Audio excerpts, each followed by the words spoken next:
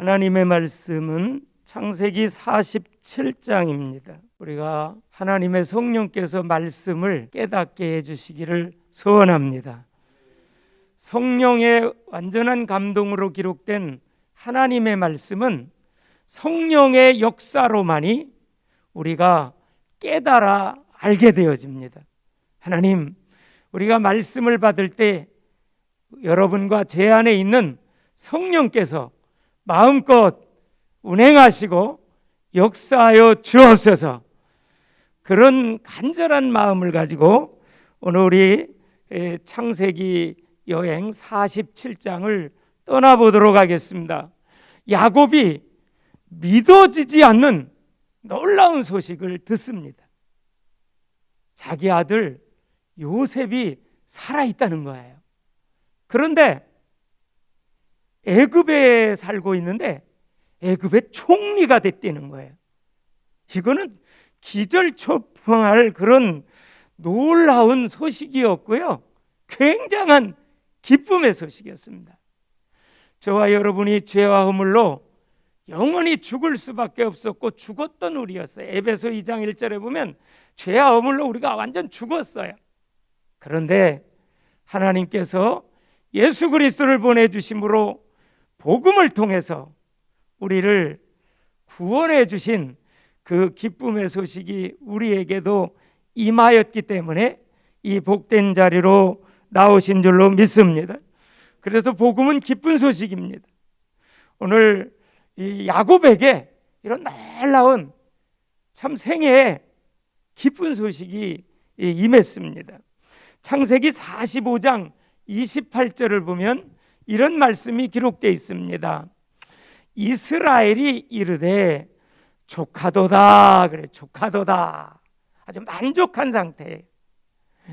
요셉이 살아있다는 소리를 듣고 야곱이 조카도다. 더 띄워주세요. 조카도다 그러면서 내 아들 요셉이 지금까지 살아있으니 내가 죽기 전에 가서 그를 보리라 하니라. 이 야곱의 생애에 있어서 그동안 훈련 많이 받았잖아요. 라반이라고 하는 아주 강한 조교를 붙여가지고 20년 동안 훈련을 매우 세게 받고, 또 세겜에서 디나의 사건을 통해서 엄청난 시련과 아픔을 겪고, 그 전에 벌써 요셉이 사라졌고 이러한 상황이었지 않습니까? 그런데 이제 죽기 전에 야곱이 요셉을 보리라고 했어요. 여러분 47장을 가만히 보시면 이렇게 세 가지의 스토리로 나와 있습니다. 세 구 나눠지는데 1절로부터 12절까지가 이제 바로를 만나는 장면이 나옵니다. 누가 만납니까? 요셉의 5명의 형과 야곱이 직접 바로 왕을 만납니다. 이게 1절로부터 12절의 스토리입니다. 그리고 13절로부터 26절의 메시지는 애굽의 7년의 흉년이 계속 이어지죠. 그때의 위기 상황 속에, 가장 어려운 상황 속에 총리가 된 요셉이 국정을 운영하는 내용이 13절로부터 26절의 스토리입니다. 그리고 마지막 27절로 31절에는 야곱이 죽을 때가 가까워서 요셉을 부릅니다. 자기 허벅지에다가 손을 넣고 네가 맹세해라 그러면서 요셉에게 맹세를 시키는 그러한 내용이 27절로부터 31절 사이에 나와 있습니다. 1절의 말씀을 제가 보겠습니다. 요셉이 바로에게 가서 고하여 이르되, 요셉은 총리이기 때문에 바로 앞에 이제 무슨 일만 있으면 자주 나갈 수가 있습니다. 네, 자기 가족의 일로 이제 바로 앞에 나가지요. 그러면서 하는 얘기가 내 아버지와 내 형제들이 지금 고센 땅에 있나이다 그럽니다. 이 전장 46장에 보면 이미 고센 땅으로 움직여 놔요. 유다를 통해서 그의 형제들과 야곱을 어디로 옮겨 놓냐? 고센 땅으로 다 이전시켜 놓습니다. 여러분, 고센 땅 45장 10절을 한번 보면 이런 내용이 나와 있습니다. 이제 형들 앞에 요셉이 자기를 밝혀요. 내가 요셉이니이다 그랬더니 형들이 너무나도 놀라는 거예요. 한번 10절 다 같이 읽어봅시다. 10절 시작. 아버지의 아들들과 아버지의 손자들과 아버지의 양과 소와 모든 소유가 고센 땅에 머물러 나와 가깝게 하소. 이게 형들에게 자기를 밝히고 나서 45장의 스토리 중에서 이제 고센 땅으로 와서 있어라. 그리고 나와 가까운 데에 와서 있어라. 그러면 여러분 생각해 보세요. 요셉은 벌써 고센 땅 근방에 살고 있었다는 거예요. 나와 가까운 곳에. 애굽의 중심지에 살지 않고 이 고센 땅 쪽에 가까이서 요셉은 살고 있다는 것을 볼 수가 있고요. 요셉은 이미 45장에서부터 우리 형제들과 우리 아버지를 고센 땅에 정착해서 살 수 있도록 그렇게 해야 되겠다고 하는 마음의 결심을 벌써 요셉이 갖고 있었던 거예요. 그 이유가 무엇일까요? 고센 땅은 과연 어떤 땅일까요? 여러분, 고센 땅은요 애굽의 변방 지역입니다. 즉 국경 지역입니다. 가나안과 가장 가까운 지역의 고센 땅입니다. 거기는 목축업을 하기에 가장 좋은 땅이에요. 원래 애굽은 농경 문화입니다. 그래서 나일 강변의 비옥한 토지에서 그들은 농사만 져도 능히 풍성한 소출로 먹고 살 수 있어요. 그게 애굽의 형편이었습니다. 그래서 고센 지역에는 거의 애굽 사람들이 살고 있지 않은 목축업하기에 좋은 그러한 땅이었습니다. 여러분, 야곱과 그의 아들들의 직업이 뭡니까? 무슨 업입니까? 목축업이잖아요. 그러니까 벌써 요셉은요 멀리를 내다보고요 그렇게 하는데, 애굽의 가장 변방이기 때문에 국경과 마주하고 있습니다.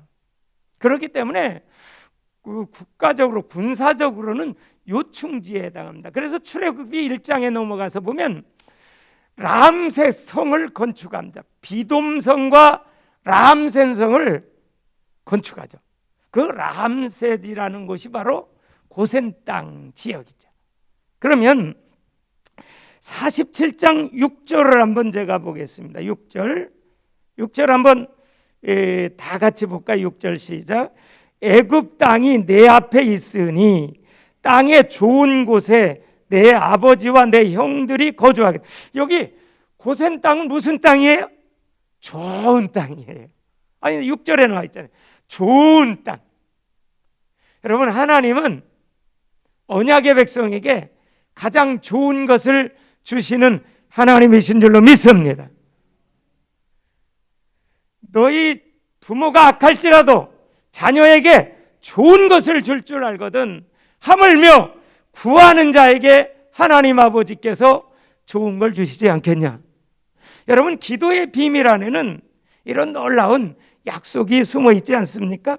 그리고 이것은 사실 창세기 15장 13절로 거슬러 올라가야 됩니다. 벌써 아브라함에게 언약했습니다. 네 후손이 400년 동안 나그네가 되리라. 애굽 땅에서 살리라. 한번 13절을 띄워주세요. 창세기 15장 13절입니다. 여호와께서 아브라함에게 이르시되 너는 반드시 알라. 하나님의 언약을 반드시 알라. 그 다음에 읽어봅시다. 시작. 내 자손이 이방에서 객이 되어 그들을 섬기겠고 그들은 400년 동안 내 자손을 괴롭힌. 그게 이게 애굽으로 벌써 올라가서 이방에서 객이 되고 거기서 노예살이 할 것에 대해서 하나님은 믿음의 조상 아브라함을 불러서 이미 약속해 주신 겁니다. 말씀해 주신 것입니다. 여러분, 하나님의 말씀은 1.1에게도 변하지 않고 반드시 성취됩니다. 그래서 우리의 신앙은 하나님의 말씀에 근거해야 됩니다. 하나님의 약속을 붙잡아야 되는 것입니다. 우리가 환경을 보고 상황을 보면 흔들릴 수밖에 없지만은 풀은 마르고 꽃은 시드나 여호와의 말씀은 영원한 것입니다. 1점이라도 변하지 않고 반드시 이루어지는 것이 하나님의 말씀의 약속입니다. 벌써 아브라함을 통해서 창세기 15장에 약속해 놓은 것이요, 이때 지금 이루어지는 것입니다. 고센 땅에 애굽으로 올라가라는 거잖아요. 바로 46장 전창에 보면 야곱이 애굽으로 올라가는 것을 두려워했잖아요. 그런데 하나님께서 그렇게 말씀을, 내가 너와 함께한다. 올라가라. 다시 네가 이제 가나안으로 올 것이다. 그리고 너는 요셉의 손에서 임종할 거다. 그 세 가지를요 분명하게 전장에서 딱 말씀해 주세요. 하나님이 나타나셔서, 그 하나님이 무슨 하나님? 이삭의 하나님으로 나타나셔가지고 내 아버지의 하나님으로 나타나셔. 얼마나 놀랍습니까? 성경이 얼마나 정교한 줄 몰라요. 성경이 얼마나 짝이 맞는지 몰라요. 그래서 2절을 한번 보도록 하죠. 왜 이렇게 고센 땅에 구별했냐? 그 고센 땅은요 원래 애굽 사람들과 구별되는 거예요. 애굽 사람들 살지 않는 것입니다. 그래서 순수한 언약의 혈통을 지키기 위해서 애굽 사람과 섞이지 않도록 벌써 요셉은 거기까지 언약까지 다 내다본 겁니다. 특별히 아브라함과 이삭과 야곱으로부터 내려오는 것을 요셉은요 노예살이로 팔려갔어도요 벌써 그 언약까지도 다 바라보는 하나님의 은혜가 요셉에게 있었습니다. 왜냐? 요셉은 노예로 팔려갔어도 하나님이 함께 하셨습니다. 보디발 집에서도 하나님이 함께 하셨고, 감옥에 들어갔어도 하나님이 함께 하심으로 감옥에 있는 사람들을 섬길 수 있었어요. 2절을 제가 봅니다. 그의 형들 중 5명을 택하여 바로에게 보냈다. 그래서 5명을 딱. 요셉의 형들 몇 명입니까? 10명이잖아요. 이복 형들이. 근데 그 중에 5명만을 딱 선택해서 데리고 갑니다. 여러분, 히브리인들은 7이라는 숫자를 가장 좋아합니다. 완전수로 생각하고 행운수로 생각합니다. 그러나 애굽 사람들은요 5라는 숫자를 가장 좋은 숫자, 완전한 숫자, 행운 숫자로 그들은 인정하고 그렇게 알고 받아들이고 있습니다. 그래서 애굽은요 5라는 숫자거든요.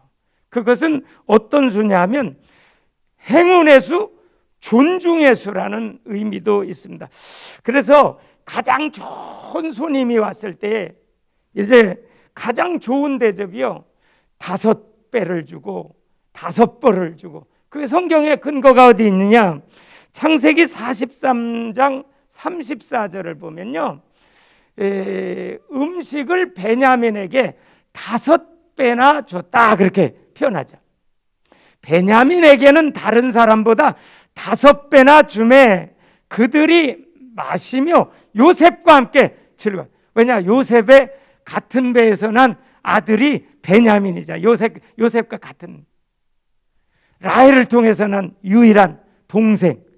다른 형들에게는 하나를 줬는데 이 베냐민에게는 5을 줬습니다.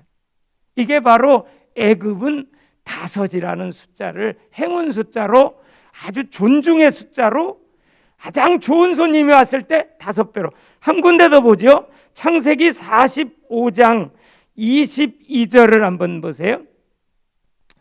또 그들에게 다 각기 옷 한 벌씩을 주되 베냐민에게는 옷 몇 벌을 300벌, 옷 몇 벌 줘요? 뭐 옷 몇 벌 줍니까? 다시 한번 띄워주세요. 다른 사람에게는 옷 한 벌씩 줘요. 그런데 베냐민에게는 은 300거, 옷 몇 벌을 줘요? 5벌이에요. 이게 바로 애굽은 그렇게 5이라는 숫자를 참으로 좋아한답니다. 그래서 벌써 애굽 문화에 정통한 요셉이요 바로 왕의 마음을 꿰뚫고 바로의 마음을 사로잡기 위해서 5 형들만 딱 데리고 바로 왕 앞에 딱 가서 바로를 만납니다.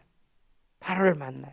그러니까 바로의 마음이 5이라는 5명을 보고 확 열려버립니다. 이게 사실 요셉의 치밀한 계획입니다. 아주 하나님이 주신 지혜로 말미암은 치밀한 계획, 하나님이 약속한 땅, 고센 땅으로 가기 위해서 하나님이 요셉을 그렇게 인도하고 계시고 요셉에게 지혜를 부어주시고 전략을 부어주시는 것입니다. 그래서 3절에 보니까 내 생업이 무엇인고 라고 이제 바로가 그 요셉의 형들에게 물어요. 너희들의 생업이 무엇인가? 그랬더니 형들이 우리는 목축을 하는 목자들입니다. 우리의 선조들도 다 목축하는 목자들이었습니다. 이것에 대한 거는요, 벌써 창세기 46장에 넘어가서 46장 33절 34절을 우리 같이 한번 읽으면 답이 나와요. 벌써 요셉이 바로왕 앞에 형들 데려가기 전에 리허설을 다 했어요. 벌써 다 할 말을, 대답할 말을 다 줬어요. 바로가 무슨 질문을 할 것이다 다 예측했어요. 그리고 다 답을 주는데 33절에 바로가 당신들을 불러서 너희의 직업이 무엇이냐 묻거든. 34절 다 같이 시작. 당신들은 이르기를 주의 종들은 어렸을 때부터 지금까지 목축하는 자들이온데 우리와 우리 선조가 다 그러하니이다 하소서. 그런데 애굽 사람들은 목축업을 가증히 여긴다고. 34절에 애굽 사람들은요 목축업하는 사람들을 아주 싫어해요. 가증히 여겨요. 왜 가증히 여기냐면 애굽은요 모든 동물들이 가축들이요 다 신이에요. 심지어는 이까지도 신이에요. 그래서 애굽에 10가지 재앙 내린 거지요. 애굽의 신에 대한 심판이지 않습니까? 그런 일들이 일어났죠. 그래서 그들이 목축업을 싫어하기 때문에 우리는 목축업자들입니다. 그렇기 때문에 애굽의 요충지, 도심지에는 살 수 없잖아요. 바로가 딱 생각해요. 목축업? 이거 우리 백성들이 싫어하는데? 그러면 우리 백성들과 멀리 떨어져 있는 게 좋겠다. 그런데 마침 고센 땅에 가겠다는 거예요. 애굽 사람들이 별로 거의 없어요. 그러니까 바로도 어이구 잘 됐구나 라고, 물론 요셉을 신임했고 요셉도 역시 자기 형제들과 아버지를 고센 땅에 딱 데려다 놓은 것은, 그리고 말하는 것은 우리가 요셉 고센 땅에 살기를 원하나이다 하는 자기들의 의지를 벌써 요셉을 통해서 비친 거거든요. 참 놀라운 이런 하나님의 섭리였습니다. 근데 4절에 보면, 4절을 읽어보면 그들이 또 바로에게 고하되, 그러면서 이제 바로가 뭐라냐면 너희들 여기 왜 왔냐 그래 물어요. 너희들 왜 왔냐? 너희들 직업이 뭐냐? 너희 왜 왔냐? 그랬더니 가나안 땅의 기근이 심해서 목축할 자리가 없습니다. 그래서 우리가 목축할 장소를 찾아서 이곳까지 왔나이다. 그런데 거류하고자 왔나이다. 거류에다가 한번 동그라미 쳐보세요. 거류하고자 왔나이다. 원하건대 종들로 고센 땅에 살게 하소서. 고센 땅에 살게 해달라. 여기 거류라고 하는 단어와 거주한다는 단어는 다릅니다. 거류라는 것은요 잠시 머물러 있는 거지. 거류라는 것이 히브리 말로는 구루인데, 구루, 그것이 잠시라는 뜻입니다. 거루. 근데 거주는요 정착을 해서 계속 사는 거예요. 그런데 야곱의 형들이 요셉에게 대답하기를 우리는 잠시 거류하러 왔다. 거주라고 하지 않아요. 그런데 그럼에도 불구하고 6절 7절에 보면 바로 왕이 허락을 해요.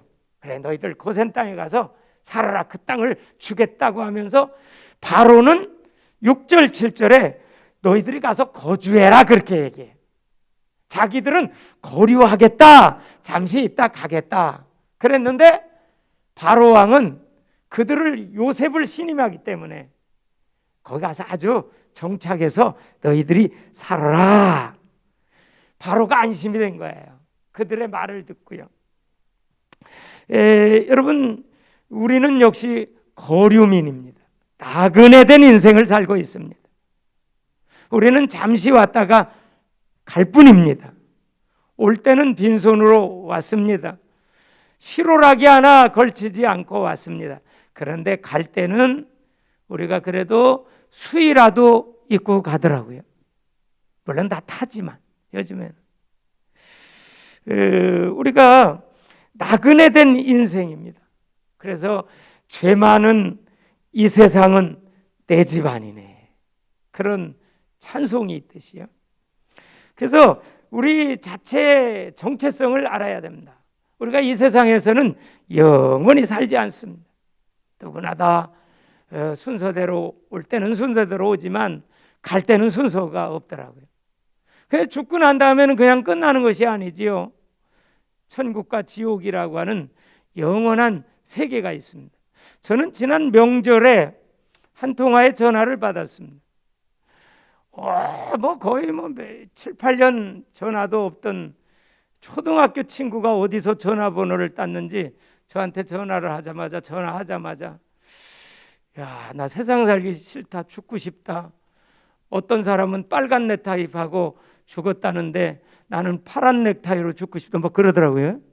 그 깜짝 놀래가지고 무슨 일이 있느냐 그러면 초등학교 동기니까요. 무슨 일이 있어 그랬더니 뭐 자기 얘기를 쭉 하더라고요. 그러면서 자기 얘기 쭉 하다가 이제 초등학교 동창들 얘기로 하다가 또 군대 얘기로 넘어가다가 하여간 1시간 반을 얘기 들어줬어요. 들어주고 그냥 들어주고. 그랬더니 말을 얼마나 많이 하든지 또 뭐 입마전마도 하고 말이야. 그랬더니 옆에서 그 부인이 그러는 것 같아요. 너 목사님한테 당신 막말을 하면 되겠냐고. 그래서 내가 야, 막말 이렇게 들어보니까 나도 기쁘다. 다 받아줬어. 그리고 그 다음 날부터 영상을 하나 보내주니까 참 좋아하더라고요. 영상을 참 좋아해요. 뭐 집안도 자녀들이 잘 됐어요. 그럼에도 불구하고 죽고 싶다는 거예요. 예? 사위도요, 대전 카이스트 대학의 교수고요. 딸도 카이스트 대를 나오고 말이요. 아들은 뭐 LG에 과장이고 며느리도 삼성그룹에다. 두 아들 딸인데 그만하면 자녀들도. 근데 내가 그 친구에게 물었습니다. 네 자녀들 어떻게 신앙생활을 하냐 그랬더니 하나도 안 해. 다 무결해. 밭이 많구나. 그래서 지금 계속 전화하고 가끔 전화하고 이제는 우리 영상 있잖아요. 얼마나 좋습니까? 영상 굉장히 우리에게 이게 비대면 시대의 모든 성도들이 전도할 수 있는 영상 전도지. 또 영상 우리 메시지가 있기 때문에 그를 기도하시는 마음으로 인사를 담아서 멘트를 담아서 보내시는 것이 굉장히 저에게도 기쁨이 되더라고요. 그리고 그 영혼을 위해서 정말 구원을 위해서 기도하고. 이 세상에는요 죽고 싶다고 하는 사람들 많습니다. 근데 말로라도 그러면 안 되겠죠. 그래서 5절 6절에 보니까 바로가 이제 허락을 해요. 7절에 보니까 요셉이 이제 자기 아버지 야곱을 딱 인도해가지고 또 바로 왕 앞으로 데리고 나갑니다. 요셉이 자기 아버지 야곱을 인도하여 바로 앞에 서게 하니 야곱이 바로에게 축복하매. 아니, 야곱이요 바로 왕을 축복해요. 바로는 그때 당시 세계적인 강대국의 왕입니다. 그 사람의 말이 법입니다. 그런데도 불구하고 야곱이 바로를 축복해요. 10절도 보면요, 나올 때에 이야기를 다 마치고 야곱이 바로에게 축복하고 그 앞에서 나오니라. 야곱이요 들어갈 때도 축복하고 나올 때도 축복합니다. 두 번이나. 여러분, 축복은 누가 해요? 축복 받는 사람은 누구예요? 더 나이가 많은 사람이 나이 적은 사람에게 축복한다든지 더 힘이 센 권세가 있고 그런 사람들이 축복하는 사람이 더 힘이 센 거고 더 권위가 있는 거고 더 영적 권세가 있는 거잖아요. 여러분, 하나님께서 바로왕보다 영적 지도자인 야곱을 이렇게 높여주시고 야곱의 권위를 높여주신 줄로 믿습니다. 저와 여러분들을요, 왕같은 제사장으로 하나님이 높여주셨습니다.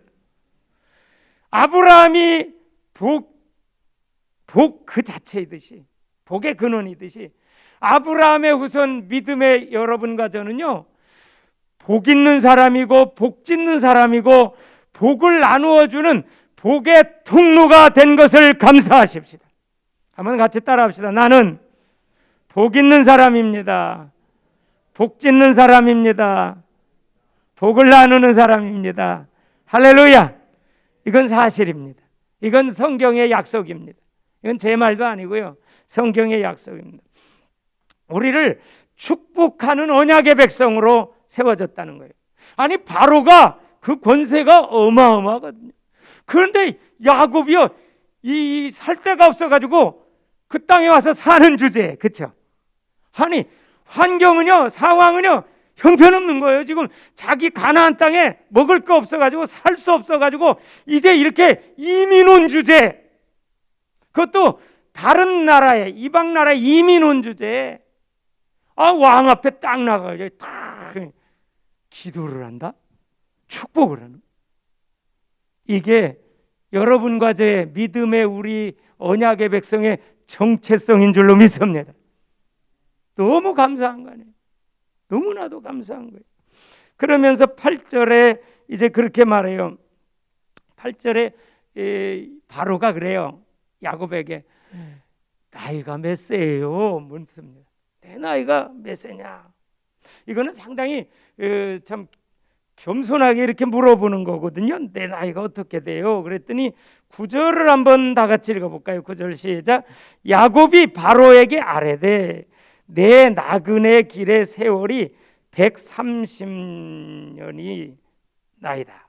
내 나이가 얼마 못 되니 우리 조상의 나그네 길의 연조에 미치지 못하나 험악한 세월을 보내온 나이다. 그렇게 고백을 합니다. 첫째, 나그네 길이라고 그랬고요, 130살까지 살았는데도 불구하고 우리 할아버지, 아버지, 우리 그에 비하면, 증조 할아버지에 비하면 아주 얼마 못 산 거다, 그렇게 말해요. 애굽 사람보다 이때는 참 많이 살았던 것 같아요. 그래서 바로가 참 놀래요.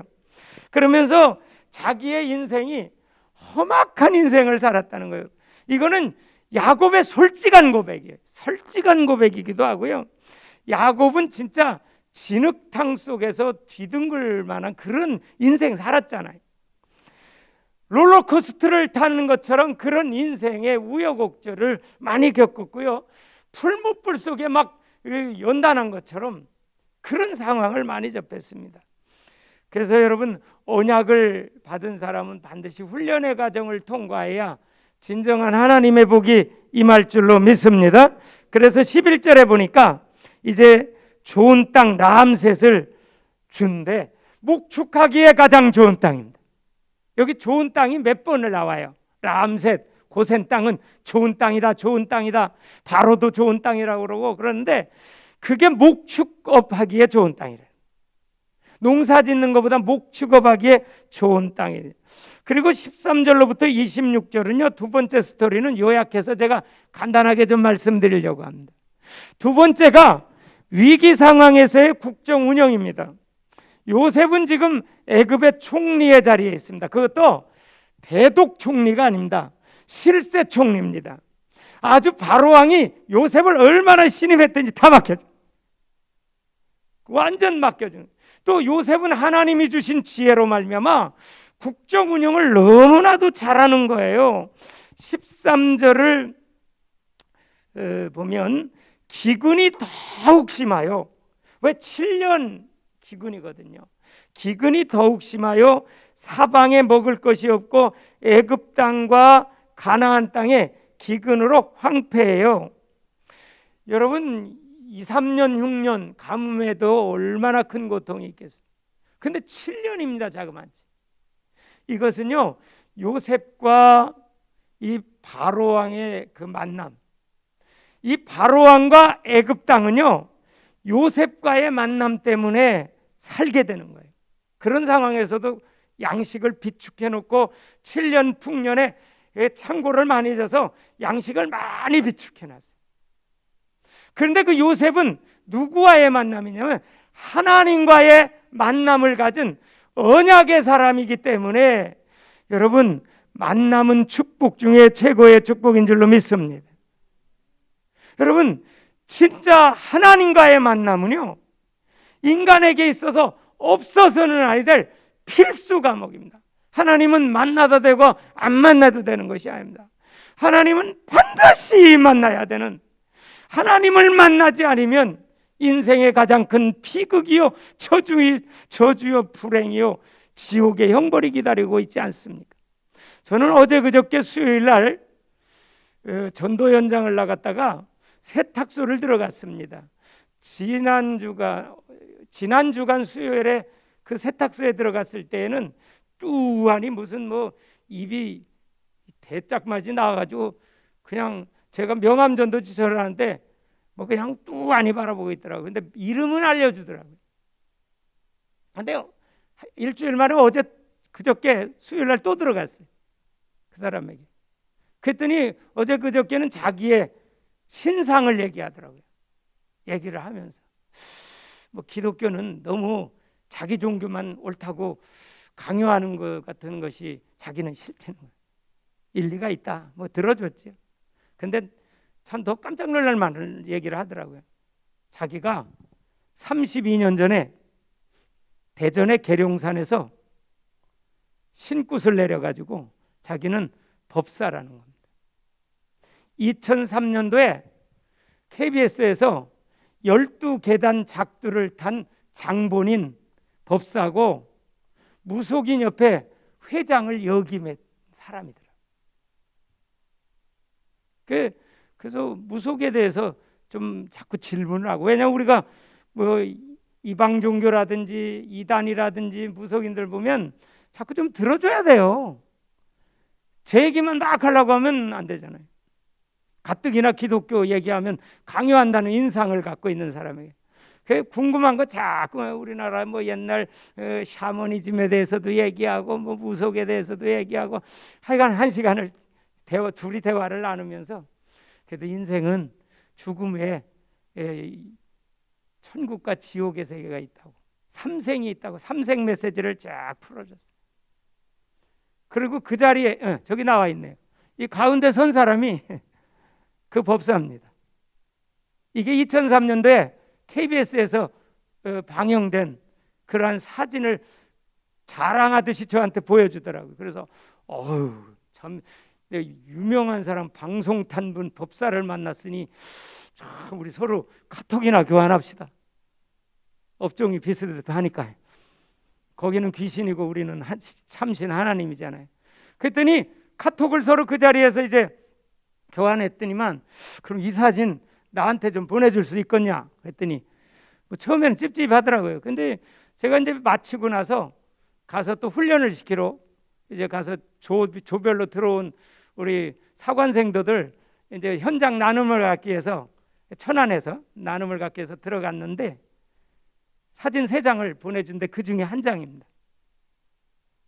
그런데 내가 그 다음 날로 바로 멘트를 달아가지고 이 영상 메시지를 벌써 2개를 보내줬어요. 자기도 오늘 또 하나의 사진을 나한테 보내주더라고요. KBS에 나왔던 거. 그래서 사진 자꾸 보내라고. 오늘도 보냈어요. 오늘 저는 또 메시지 보내줘. 영상 메시지. 우리 대표 목사님의 영상 메시지를 또 보내줘. 계속 보내줄 거예요. 그리고 이제 다음 주 수요일 날 가서는 또 만나야지. 만나가지고 정말 대화하고, 참 그 영혼을 참 불쌍히 여겨서 하나님께서 구원해 주기를 또 기도하면서, 또 제가 부천에 있는 법사 한 명하고도 벌써 한 7, 8개월을 거의 왔다 갔다 하거든요. 이 카톡으로. 저는 영상 메시지 보내면 자기는 알아듣지 못하는 말 보내고. 그래요 지금. 어쨌든 뭐 끝까지 가보자는 거죠. 뭐. 하나님께서 역사하셔서 하나님이 기적을 베푸시면 그 사람들에게 내가 문제를 하나님이 일으키실 거다라는 생각을 가지고, 하나님이 구원하시려면 반드시 문제 일으키거든요.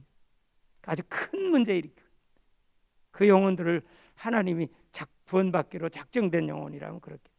그래서 여기 만남이라는 게 참 이렇게 중요한데, 이 사람이요 더 깜짝 놀랄 만한 것은 교회를 다니고 안수까지도 여러 번 받고 그 어머니는 광덕에서 지금 교회를 다니고 있다.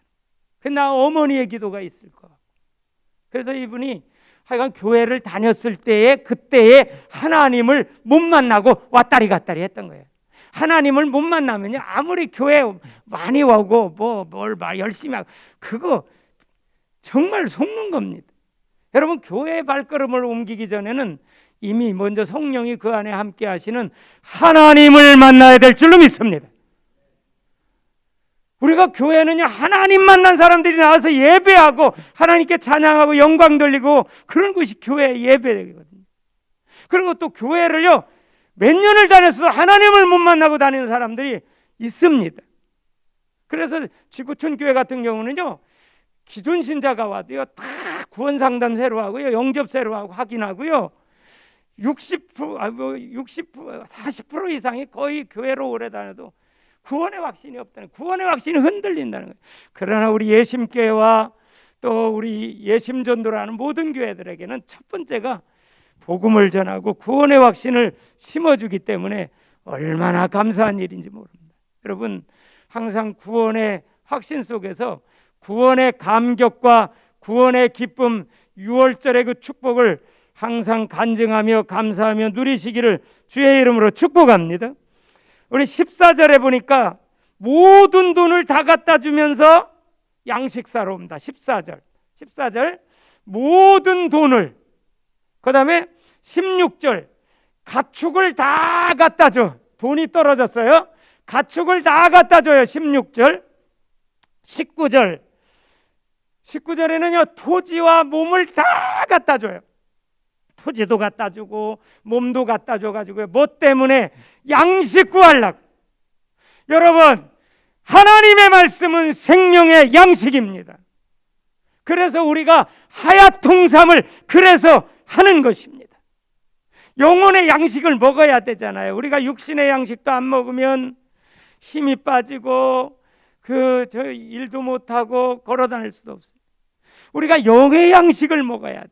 여러분, 그래서 우리가 아침마다 저녁마다 매일매일 우리가 하야통삼을 통해서 성경 통독을 통해서 설교 말씀을 들으면서 은혜 받으면서 또 이제 정독 대화체를 통해서 심독 깊이 이렇게 요약도 해가면서 여러분 하나님의 말씀의 영의 양식을 하야통삼을 통해서 더 열심히 잡수시는 축복을 누리시기를 주의 이름으로 축원합니다. 영의 양식을 먹어야 우리가 살 수 있습니다. 영의 양식 안 먹으면 영적으로 자꾸 죽어갑니다. 힘이 없어집니다. 영적인 그런 기갈 현상이 오죠. 그리고 영의 양식을 먹어야 우리가 활동할 수 있습니다. 그래서 하나님의 말씀을 먹고 기도하는 것은 우선순위가 되고요. 이 25절을 보면 이렇게 말해요. 주께서 주라고 불러요. 이런 정책을 폈더니, 위기 상황 중에서 이런 국정 운영을 했더니 25절에 그 애굽 사람들이 주라고 칭해요. 25절 주다. 다 같이 한번 읽어봅시다. 시작. 그들이 이르되 주께서 우리를 살리셨사오니 우리가 주의 은혜를 입고 누구의 종이 되리라? 바로의. 여기서요 우리 그대로 띄워놓으세요. 기독교인들의 모든 것들이 다 나옵니다. 주께서, 우리 주님께서 십자가에 죽으시고 부활하심으로 우리를 살리신 줄로 믿습니다. 그래서 우리는 은혜로 구원받았어요. 에베소 2장 8절에 너희가 그 은혜를 인하여 믿음으로 말미암아 구원을 얻었다. 그래서 우리는 바로의 종이 아니라 예수님의 종이 되는 줄로 믿습니다. 스스로 종된 자들입니다. 이제 우리는 스스로 종된 분들이에요. 누가 종으로 뭘 시켜서 하는 게 아니에요. 그거는 율법적이에요. 하나님의 은혜가 너무 감격해서 스스로 하는 거예요. 할렐루야잖아요. 스스로 종된 거예요. 한번 같이 합시다. 나는 스스로 종된 자입니다. 그러나 하나님은 우리를 아들, 딸로 보셔요. 하나님의 관점에서는 우리를 종으로 보기보다는요, 자녀로 봐요. 하나님은 거로 그래요.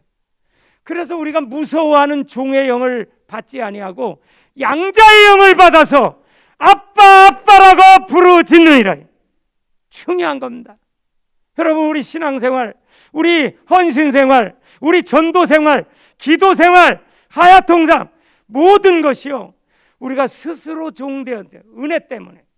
구원받은 은혜, 주님의 은혜, 정말 우리가 구원받은 그 감격에서 스스로 종된 자. 스스로 종된. 물론 율법에 매여서 억지로 구레네 시몬이 예수님의 십자가 졌을 때 그 후손이 엄청난 복을 받았어요. 통계적으로 보면 그게 역사적으로 나타나. 근데 그렇게 한 것에는 좀 한계가 있어요. 여러분, 우리는 성령의 역사로, 하나님의 은혜의 복음의 역사로 스스로 종된 자로서의 그런 신앙생활, 사명, 또 우리의 모든 사역을 잘 감당하시기를 주님의 이름으로 간절히 축복합니다. 그리고 마지막 27절로 31절의 세 번째 마지막 스토리는 이제 야곱에게 요셉이 맹세하도록, 야곱에게 환도표에 집어넣어라, 허벅지에 손을 넣어라. 허벅지에 손을 넣는 건 생명 걸고 약속해라. 나 가나안 땅에 묻어라. 애굽 땅에 묻지 말고 가나안 땅에 묻어달라. 이렇게 말씀해요. 사람은요, 죽을 때 껄껄껄 하면서 죽는다고 그럽니다. 좀 더 베풀고 살걸, 좀 더 용서하고 사랑하고 살걸, 좀 더 의미 있게 살다가 죽을걸. 이런 껄껄껄 하는 인생이 아니라 우리가 껄껄껄 하면서 죽지 않고 감사함으로, 찬송 중에 감사함으로 죽는, 죽음을 맞이하는, 죽음 앞에서도 미소 짓는 천국의 스타들, 천국의 면류관을 사모하는 모든 우리들이 되어지기를 주님의 이름으로 간절히 축복합니다.